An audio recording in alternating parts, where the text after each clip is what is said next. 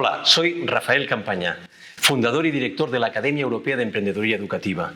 Si te sientes exploradora o explorador, si quieres descubrir los contextos educativos de diferentes países, este es tu canal.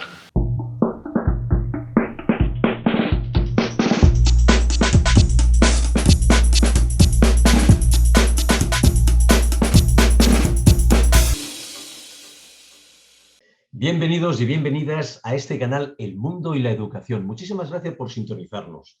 Primero quiero dar las gracias a todo el equipo de edición y de producción que están detrás de este programa y que hacen posible que cada sábado podáis recibir un programa tanto del mundo de educación como el mundo extraordinario. Muchísimas gracias. Hoy vamos a hablar de un país que es muy extenso y muy enigmático, como es China. Es un país de casi 1.402 millones de habitantes, según el Banco Mundial, datos del año 2020 aproximadamente, con una superficie de unos 9.600 millones cuadrados aproximadamente el país. China es una nación muy poblada del Asia Oriental, cuyos vastos paisajes abarcan praderas, desiertos, montañas, ríos, más de 14.000 kilómetros de costa. La capital, Beijing o Pekín, mezcla la arquitectura moderna con los sitios históricos como el complejo de palacio de la ciudad prohibida y la plaza de Tiananmen. Shanghái es un centro financiero global y la icónica Gran Muralla China que recorre el norte del país de este a oeste. Pero, hablando desde un punto de vista educativo, según el informe PISA, el éxito chino es total, porque más allá de que la parte continental ha quedado en primer lugar, representada por Shanghái, Beijing, Jiangsu y Shenzhen, territorios cuyos estatutos son especiales, como son Macao, por ejemplo, o Hong Kong, también han ocupado las primeras posiciones, concretamente el tercero y cuarto puesto respectivamente. La gran pregunta que surge es, ¿qué tiene de especial el sistema educativo chino para lograr estos resultados? Para averiguar este tema y algo más, vamos a hablar con una persona, con Pere García, que él es técnico de la Academia de Dalian Pro de fútbol en China, es licenciado en Educación Física, máster de Psicología Deportiva, también es director formativo de los programas de coaching deportivo y muchísimo más. Con todos ustedes vamos a hablar con Pere García.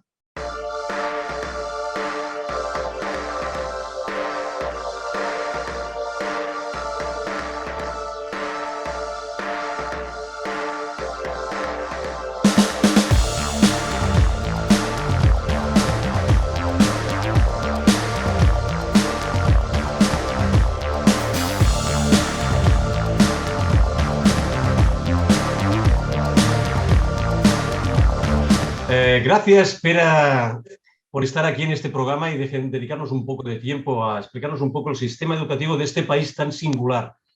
Bienvenido. Hola, ¿qué tal, Rafael? Encantado.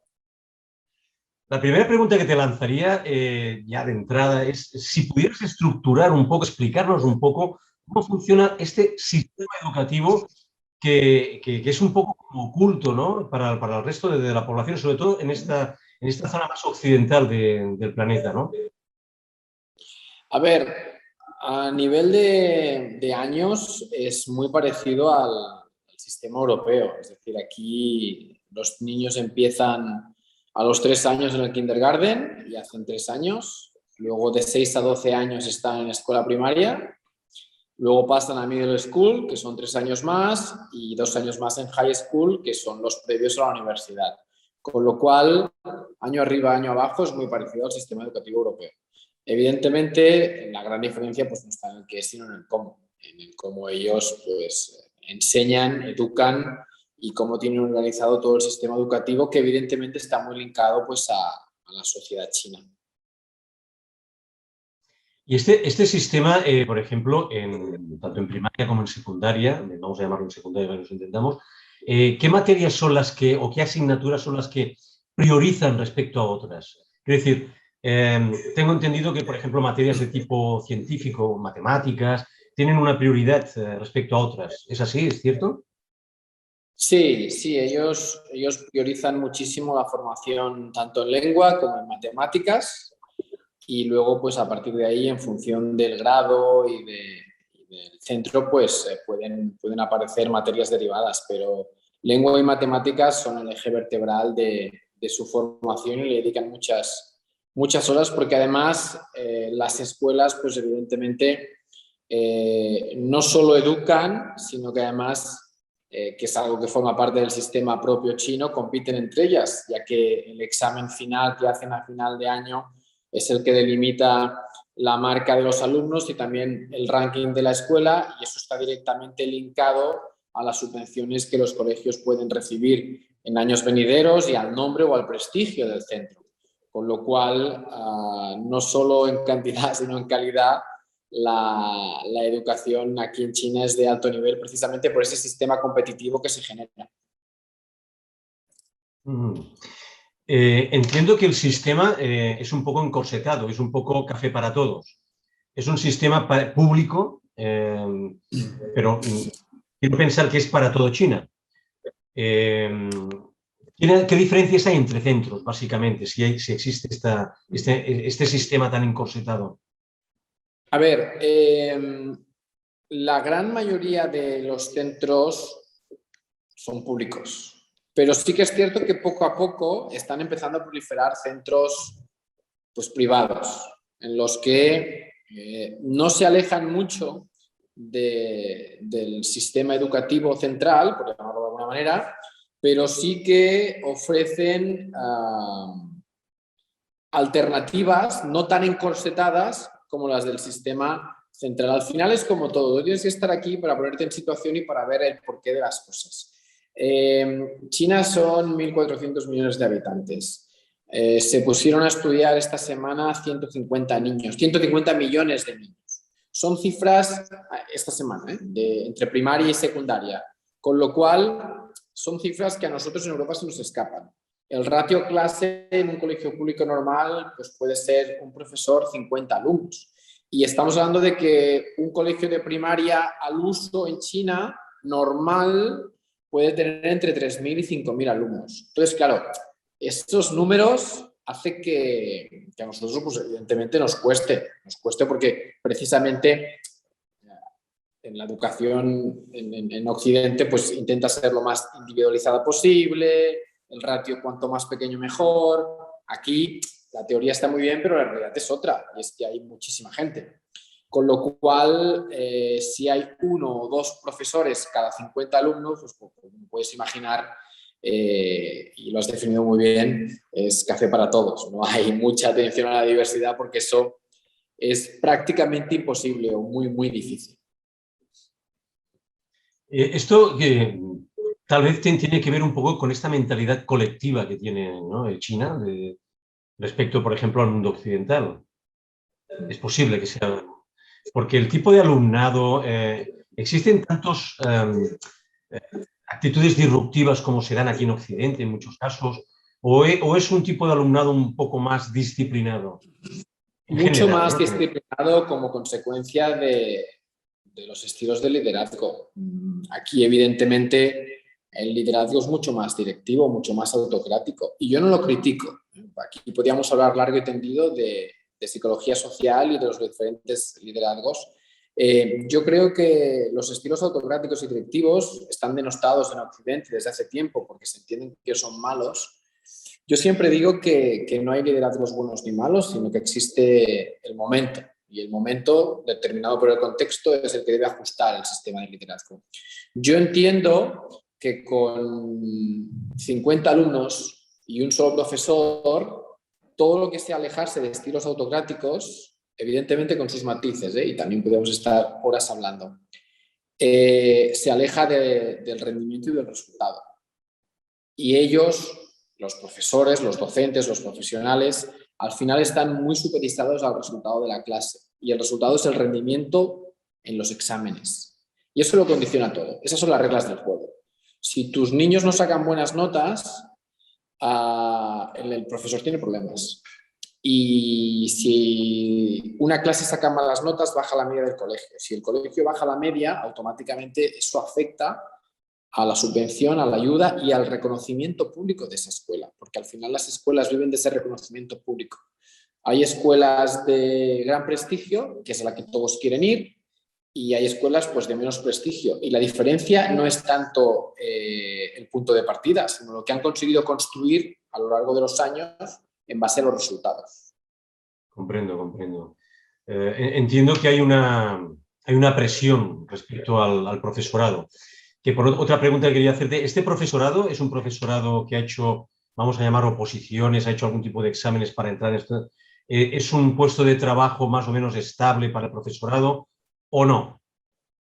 Sí, sí, sí, y además es una figura, la del profesor, muy valorada, muy respetada y salvando un poquito las diferencias, yo haría pues eso, una comparativa con nosotros hace 30 años, cuando nosotros éramos niños, íbamos al colegio, ya no hablo de nuestros abuelos, pero cuando íbamos nosotros, la figura del profesor era una figura pues, muy valorada, muy respetada, no se cuestionaba constantemente, sus decisiones se seguían a pies juntillas, no solo por los alumnos, sino también por los padres, y aquí un poco se vive esa realidad. Nosotros en los grupos que tenemos de WeChat, con los profesores, los padres son los primeros en rendirle respeto al profesor y anteponen siempre el criterio del profesor al del niño. Y el niño, en ese sentido, tiene un rol mucho más secundario. No tiene la capacidad de cuestionar. Que puede pasar, pero es muy, muy rara avis que un niño cuestione la autoridad del profesor. Y si eso pasa, pues evidentemente se es mucho más punitivo de lo que se puede ser, por ejemplo, en Occidente a día de hoy, como lo era hace 20 o 30 años si tú o yo, cuando íbamos a EGB, nos planteábamos cuestionar la autoridad de la profesora. Sí, sí, sí, sí, sí. Sí, es una sociedad ya que va muy ligada un poco con todo el contexto histórico y cultural que tiene la China, ya estoy viendo. Hablando de estas escuelas privadas que están surgiendo un poquito más, ¿estas escuelas privadas son chinas o son escuelas privadas de otros países que se están implementando allí? Son chinas, pero también hay colegios internacionales en los que algunos niños chinos van, de familias pudientes, evidentemente, o algunos expatriados llevan a sus hijos pues, para que puedan no solo hablar inglés y trabajar en inglés, sino desarrollarse en un currículum que luego les pueda servir si tienen que moverse a otros países. Evidentemente, el mundo expatriado es un mundo también propio en el que muchas de las familias saben que se mueve constantemente, de una manera muy nómada, y necesitan estar en sistemas educativos que sean transferibles a otros países, ¿no? El Maple Leaf canadiense o el DICE norteamericano son sistemas que tú sabes que si ahora estás trabajando en China, luego te vas a Malasia y luego te vas a Estados Unidos, te van a servir porque se acepta el currículum y se pueden transferir currículum académico, con lo cual pues, bueno, es una opción también para muchos expatriados y también para chinos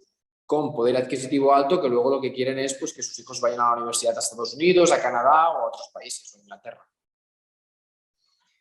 Interesante. Yo quería hacerte una pregunta, yo sé que es un poco ponerte en compromiso, pero tengo que hacerla y es, todas estas aglomeración de materias, de asignaturas que se dan en China y tal, ¿tú crees que fomentan el pensamiento crítico del alumnado en China? No, no por lo que te comentaba antes, es que al final es muy complicado con los ingredientes de la sociedad china poder ser capaces de hacer una atención personalizada orientada al pensamiento crítico, porque eso requiere de tiempo, es un proceso mucho más lento, el de la toma de decisiones, el de descubrimiento guiado. Y es poco práctico si lo entendemos desde el contexto que te he explicado antes, el de obtener resultados a corto plazo que van a darte una nota en un examen que va a ser de carácter repetitivo y automático. Aquí, por ejemplo, el volumen de los deberes de los niños es altísimo, criticado por los padres y por la sociedad, pero que se sigue haciendo. Yo tengo a mi hija yendo a colegio de primaria chino y 2, 3 horas diarios de deberes tiene. Claro. Y perdona, ¿en cuántas horas de presencial tienen los niños No, aproximadamente? ellos llegan a clase a las 8, 7:45, las dejo en el cole de la mañana, salen a las 3:30 de la tarde más o menos. Y cuando llegan a casa, 1:30, 2 horas de deberes tienen todos los niños. Y luego además los niños chinos y los padres, como consecuencia de ese aborigen que te he dicho, de conseguir buenas marcas para ir a mejores colegios, pues tienen a sus hijos apuntados en extraescolares, en inglés, música, matemáticas, refuerzo. Los niños sufren una presión desde edades muy tempranas, pues muy alta como consecuencia de ese sistema competitivo que ha generado esta sociedad.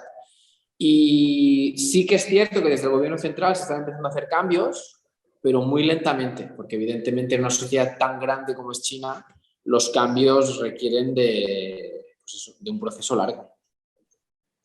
Claro.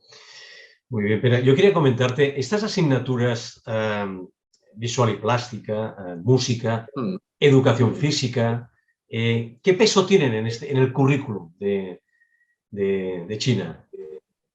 Están presentes y gustan. Hay colegios que les dan más importancia que otros. Hay colegios incluso que utilizan esos departamentos como bandera porque se especializan. Hay un colegio que es especialista en fútbol, otro que es especialista porque tiene una banda de música que compite a nivel provincial o nacional, otro porque es especialista porque tiene un grupo de arte. O sea, existe y está, y se le da importancia.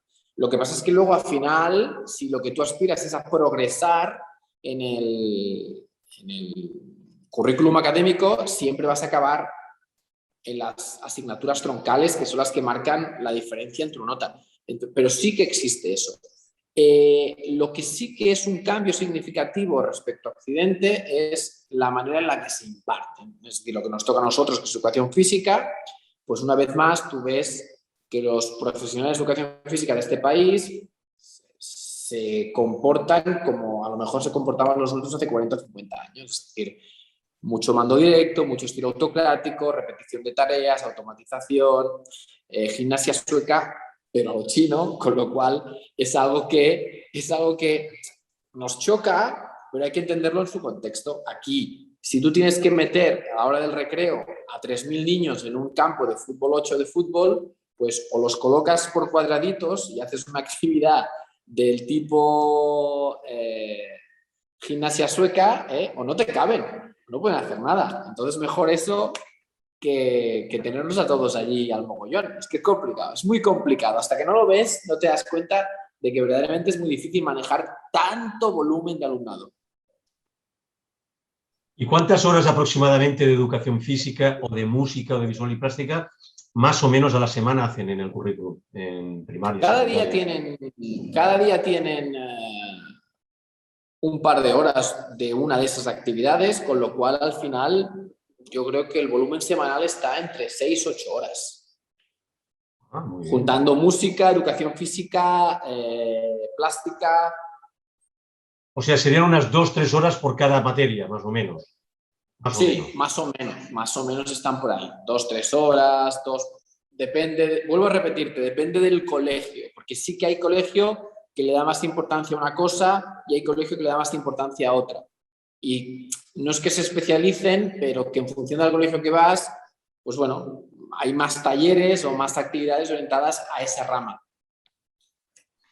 Y tengo que hacerte esta pregunta porque me han dicho, hazle esta pregunta. Dentro de todo este currículum, ¿existe alguna materia, aunque sea de transversal, que trabaje en todo este tema de las artes marciales como factor cultural que en China, que es muy potente? ¿O esto es un folclore esto? No, está y forma parte de la enorme variedad de actividades pluriculturales y étnicas del país, es decir, desde tocar instrumentos absolutamente extraños para nosotros, pero muy chinos, desde jiu-jitsu, tai chi, karate, es decir, ofrecen en función del centro muchas actividades extraescolares e incluso durante el currículum académico que tienen que ver con la cultura china, Mayan, que es esa especie de dominó que tienen ellos, chino, baile, canto, infinidad. Yo he tenido la suerte de poder estar en muchísimos colegios y verlos por dentro, y la verdad es que a nivel de recursos y de medios, pues es espectacular, porque tienen enormes instalaciones con un montón de salas, con un montón de departamentos, con un montón de clubes, por llamarlo de alguna manera, y a nivel de recursos, pues la verdad es que no les falta prácticamente de nada. El gobierno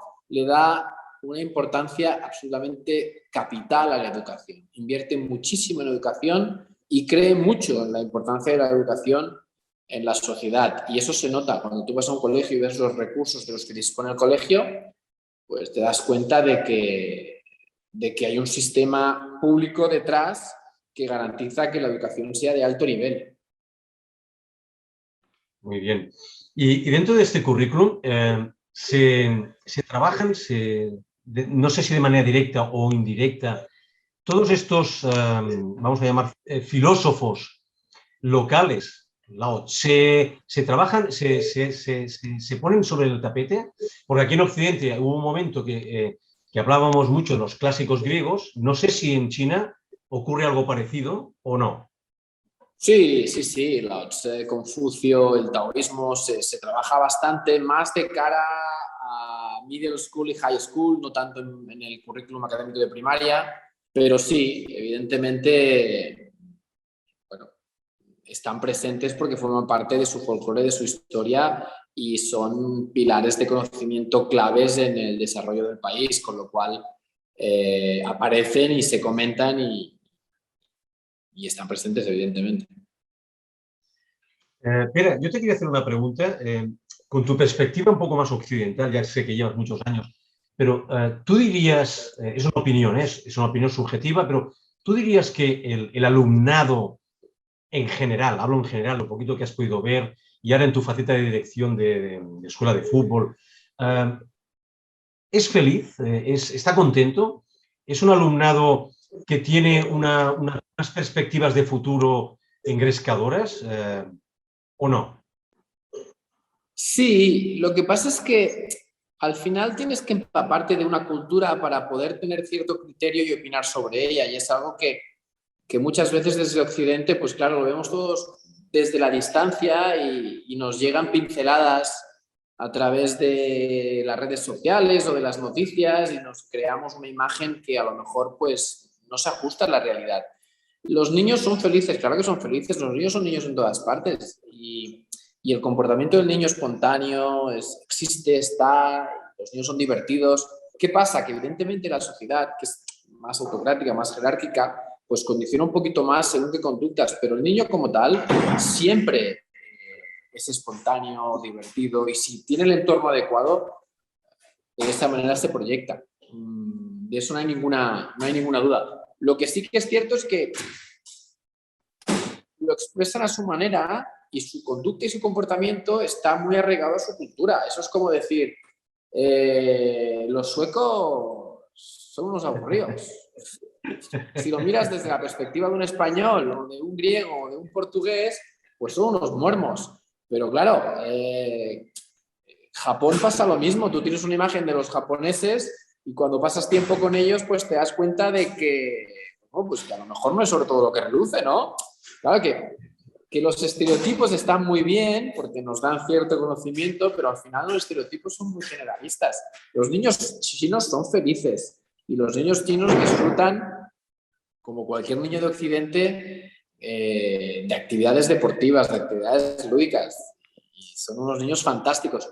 Y te diría que como consecuencia del entorno que hay aquí ahora, la docencia, tanto en el campo del deporte como en el campo educativo meramente dicho, es mucho más agradecida, porque el niño es muy disciplinado, es muy atento, tiene muchas ganas de aprender, es cariñoso a su manera, aunque expresa sus sentimientos de una manera mucho más temerosa. Pero son muy agradecidos y muy disciplinados. Trabajar con los niños en China para mí es un auténtico lujo.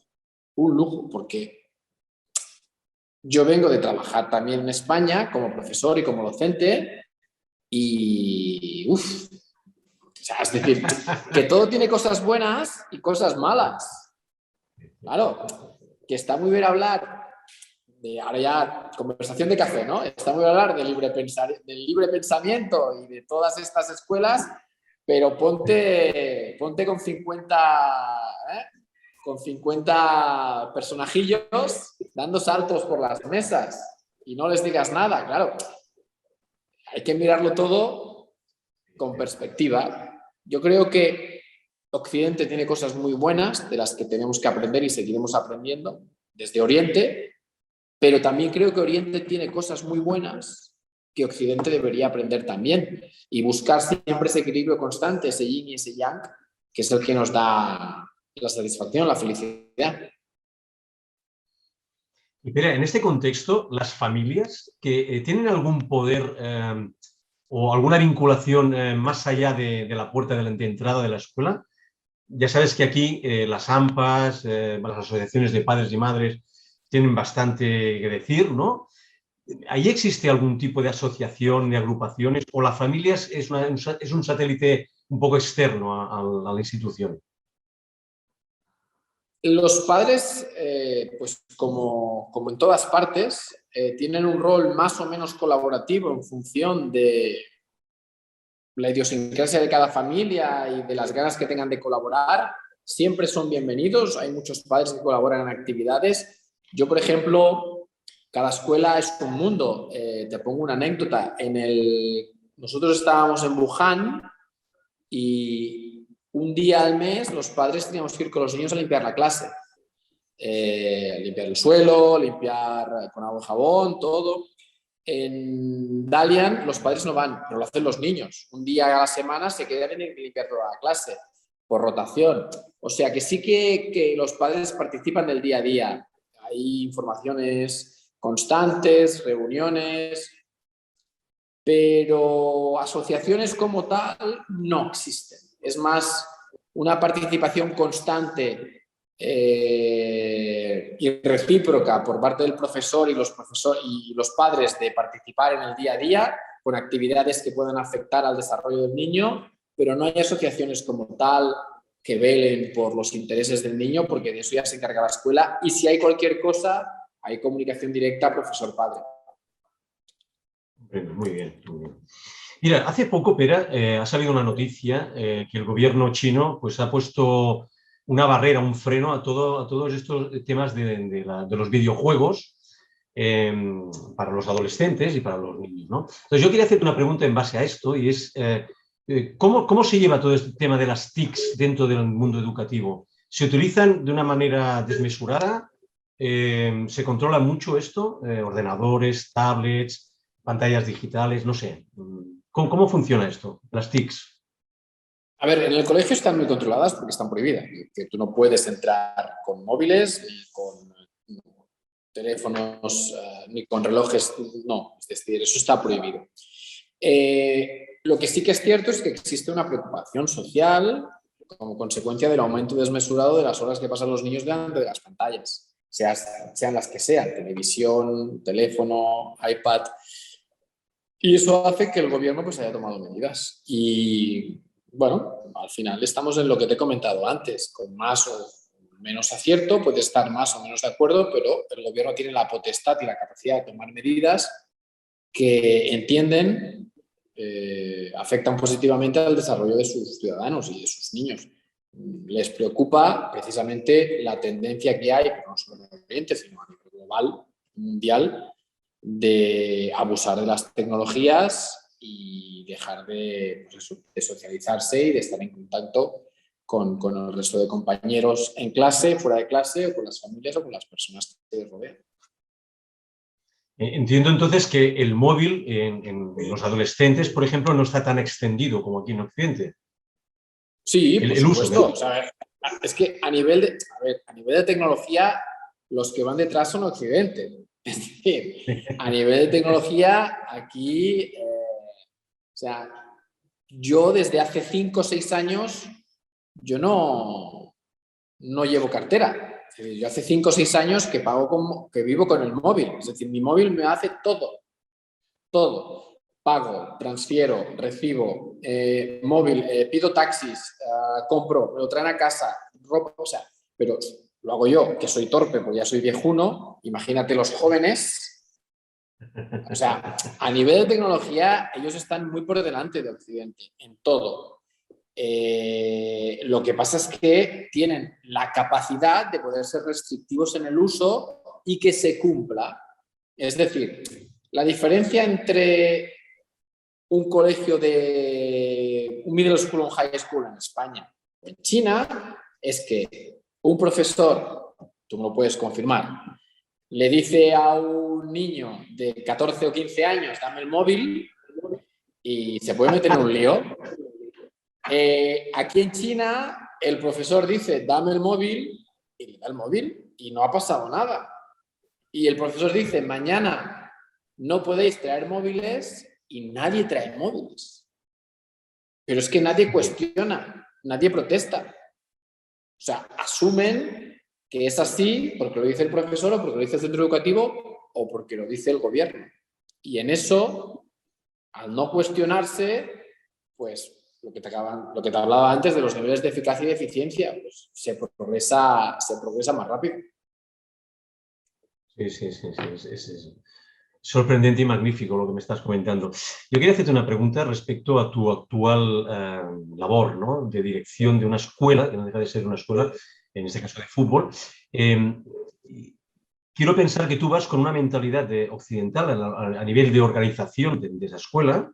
Y la pregunta era si chocas un poco con esta mentalidad o es algo que ya venimos del deporte con esa autodisciplina, con este trabajo un poco previo, ¿no? de valores y de creencias. A ver, al final es lo que te he comentado antes. Yo creo que lo que menos choca es el niño, porque el niño es igual en todas partes del mundo. O sea, yo he tenido la suerte de trabajar en Estados Unidos, en Centroamérica, en Sudamérica, en Europa, ahora en Asia, y te diría que los niños de 6 a 18 años son iguales. Es que no hay grandes cambios. El niño cuando juega se muestra como es y su comportamiento es muchas veces previsible porque es universal. Lo que cambia es todo lo que rodea al niño. El sistema, la cultura, la capacidad de gestión, los profesionales y sobre todo el cómo la gente entiende la vida. Los principales problemas que tienen los expatriados aquí es conectar con la cultura china y con las diferencias porque son pues muy distintas las maneras de funcionar aquí de lo que son en Europa. Te diría que casi diametralmente opuestas y eso pues choca. Entonces, si no estás abierto de mente, si no eres empático y receptivo y sobre todo si no eres positivo, humilde y paciente, pues la hostia que te llevas es considerable porque choca. Cuando tú estás acostumbrado a funcionar de una manera, a trabajar de una manera y de repente ves que lo hacen todo diferente, pues al principio sorprende. Si tú entras en el proceso de recriminarles constantemente que lo están haciendo mal o que son malos, pues al final, en vez de generar grupo, empatizar y construir, pues genera rencillas, enemigos y destrucción. Y eso, pues evidentemente, siempre acaba antes con el expatriado que con el local, porque chinos, ellos son muchos. Con lo cual, nos van a ganar siempre por cantidad. Así que hay que buscar otras armas. Y Pera, ¿qué creencias limitadoras te encuentras habitualmente en tu labor? O te has encontrado en la labor en las escuelas, sobre todo en los niños, ¿no? En ese alumnado. Las creencias limitantes son siempre pues, bueno, las mismas que son la resistencia al cambio. Al final, nuestro trabajo aquí es el de intentar generar plataformas o fábricas de talento, como yo quiero llamar, en los clubes deportivos y en las federaciones eficientes. Es decir, conseguir desarrollar mejores futbolistas chinos y mejores entrenadores chinos. Y para eso, pues es evidente que tienes que optimizar muchos de los canales de producción que a día de hoy pues, no están funcionando. Eso implica hacer cosas diferentes. Y cuando tienes que hacer cosas diferentes, y tú lo sabes bien, que eres coach, aparece la resistencia al cambio. Y en la resistencia al cambio, aparecen todas las creencias limitantes que tú quieras. Esto no va a funcionar, es que esto aquí siempre se ha hecho así, es que lo que tú dices en España funciona pero aquí no. Y entonces con todo eso tú tienes que ser lo suficientemente paciente y humilde como para entender que seguramente va a tomar mucho más tiempo del que tú quisieras, pero que si estás con ellos permanentemente, a pie de guerra, a pie de batalla, cada día, sumando paso a paso, poco a poco, los cambios se van transformando en realidades, que es básicamente lo que hacemos. Dicho eso, siempre les va a costar tomar decisiones porque viven en una sociedad en la que la toma de decisiones está orientada a unos pocos. Y eso es muy cómodo para muchos de ellos. Y ese es el gran cambio que se está produciendo y que queremos que se produzca a nivel de estructuras deportivas, tanto por parte del jugador, como por parte del técnico, como por parte del profesional y del gestor. Que tomen decisiones y que no tengan miedo a equivocarse. Y las directivas que llevan todos estos clubs, no sé si hablamos mucho en general, ¿tú crees que son receptivas a esta o son sabedoras de que es necesario estos cambios para generar buenos jugadores, jugadoras? Sí, por supuesto. Lo que pasa es que estamos en lo de siempre. Una cosa es querer cambiar y otra cosa es cambiar. O sea, yo sé que tengo que ir al gimnasio porque me sobran 5 kilos. Eso lo puede saber mucha gente. Y yo digo que lo sé. Pero luego hay que ir al gimnasio cada día y ahí es donde aparecen los problemas. Como dejar de fumar, como aprender inglés, pues estamos en lo de siempre. Ellos saben que necesitan cambiar su manera de entender el entrenamiento deportivo. Ellos saben que tienen que ser más profesionales, mejores gestores y probar el descubrimiento guiado como metodología de éxito para que los niños sean más librepensadores dentro del campo y puedan tomar decisiones sin miedo al error. Eso lo saben. Pero cuando eso implica salir de lo que han hecho los últimos 30 o 40 años los profesionales del sector, pues aparecen pues todas las barreras. Y en eso estamos, básicamente es en lo que estamos. Estamos haciendo un máster en coaching Zen. Bueno, acabas de abrir el melón ahora, ¿eh? Qué bueno.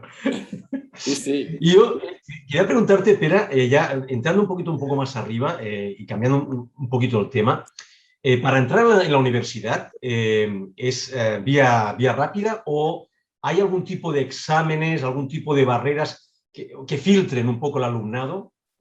Sí, hay un examen que es muy famoso, que es el que sale en las noticias cada año, que es precisamente el del acceso a la universidad, que es como una especie de selectividad y que de hecho es un examen que ha generado en los últimos años controversia por el enorme nivel de presión que le generan los alumnos. Porque al final, y vuelvo a repetir, hay que conocer el contexto sociocultural, venimos de una sociedad que en las últimas décadas ha sido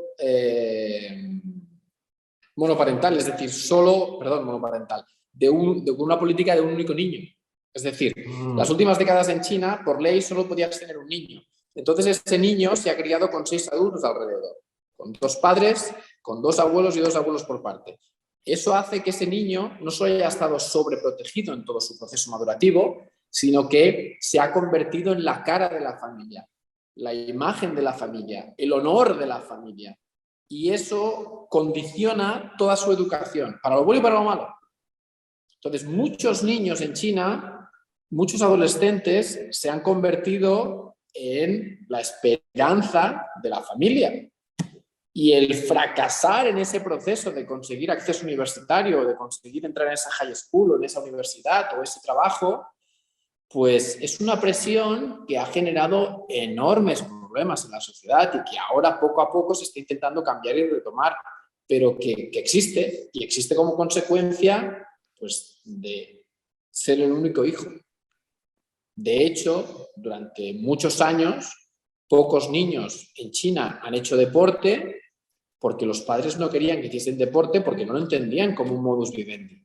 y querían que sus hijos fuesen a la universidad antes que jugar a fútbol, a baloncesto o cualquier otro deporte. Y aún a día de hoy se vive esa realidad.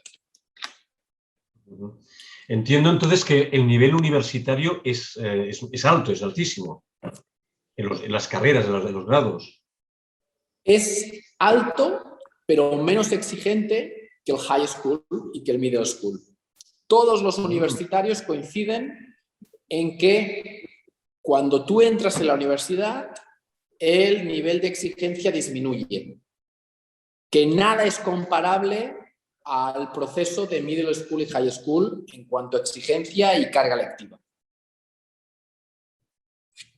Curioso, es muy curioso esto. Es un tema muy curioso. Es como, entonces, como si ese acceso a la universidad fuese la mayor de las cribas. Que luego la criba sigue existiendo, pero es menos exigente. Y luego la otra pregunta es, ¿existe una facilidad laboral una vez post-universitario? Es decir, ¿el alumnado universitario ve la luz después del final del túnel a nivel laboral? Sí, porque la verdad es que es un país enorme con muchísimas posibilidades y la verdad es que las ciudades pues, están en plena expansión, el movimiento del campo a la ciudad sigue estando en alza y las oportunidades están a nivel tecnológico, profesional, técnico, en todos los sectores existe una altísima demanda laboral y también una gran oferta porque son muchos. Claro, claro. ¿Y qué visión tiene la sociedad desde un punto de vista educativo, sociedad china en general, de Occidente, de los occidentales, de los profesionales occidentales en general? Sé que es un poco subjetiva esta pregunta, pero la percepción que tienen. Muy positiva, los valoran muy mucho. A nosotros, por ejemplo, desde que llegamos aquí nos han cuidado muy bien, con mucho respeto, con mucho cariño. Esa imagen que podemos tener muchas veces, como te he dicho antes, desde el desconocimiento de la comunidad asiática en Occidente, de ser más fría, más cerrada, más distante, pues nada que ver con la realidad aquí. Nosotros solo tenemos palabras de agradecimiento hacia con ellos. Por lo que te he dicho antes, si ellos ven que tú vienes con un espíritu sumatorio, con ganas de ayudarles, de estar a su lado, de formar parte de su cultura, de su comunidad, abren los brazos, te ayudan, te acompañan en todo el proceso y te tratan muy bien. En ese sentido ya te digo que estamos encantados, tanto mi familia como yo. Solo podemos dar gracias a lo bien que se han portado con nosotros. O sea que fantástico. Bueno, Pere, estamos llegando al final de esta entrevista. Me ha quedado muchísimas cosas en el tintero, pero el tiempo no lo quiero dilatar mucho más. Te diría Xie Shen, muchas gracias por haber... Bukochi. Por haber compartido. Yo creo que nos ha quedado bastante claro un poco la estructura. Mira, los que venimos de deportes de artes marciales, entendemos esto de la autodisciplina y vamos a decir un poco este liderazgo autocrático, pero que francamente te diría que nos ha llevado a cotas de excelencia en esos deportes.